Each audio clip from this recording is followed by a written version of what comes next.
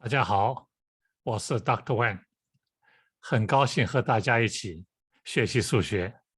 今天我们要讨论的问题是因式分解。因式分解在数学证明中很重要。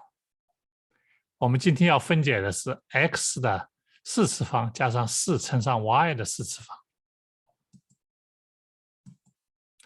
因式分解和展开是相对的。分解的目的就是说把和差变成乘积和完全平方。展开的话就是把这个平方或者这个乘积展开成和差。这里我们是和，我们要变成乘积分解。怎么样分解呢？看看这个4次方很高，我们也没有好像现成的公式用。在做因式分解问题的时候，如果有公式可用的话，先考虑用公式，因为如果有公式可以应用的话，那是最激进的办法。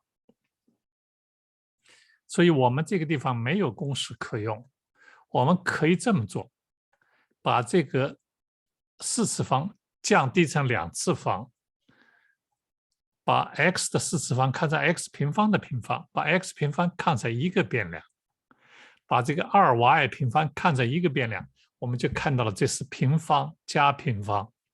也就是从这边看到，如果我们想用第一个的话，我们是应用由左边的形式画到右边分解。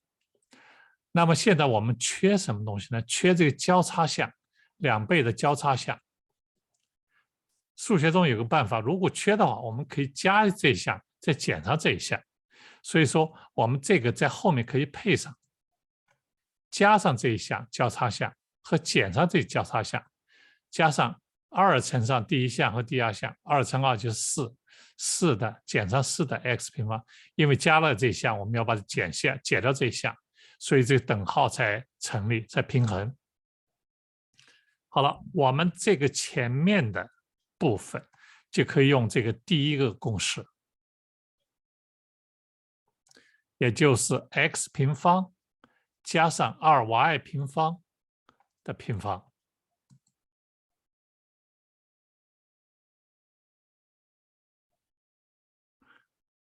x 平方加2y 平方的平方。然后我们后面这一项呢，就是说 4x 平方 y 平方，我们可以把它写成 2xy， 然后再平方。这部分看看跟这部分很像，就是 a 平方减 b 平方，我们又可以分解成 a 减 b，a 加 b， 也就第一项减上第二项，第一项加上第二项。放进去以后，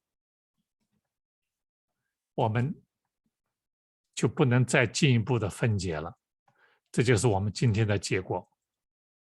我们今天主要用了这2个公式，这个公式是最基本的公式，一定要记住，非常常用，用的地方很多，一定要记住。今天我们就讨论到这里，感谢收看，下次见。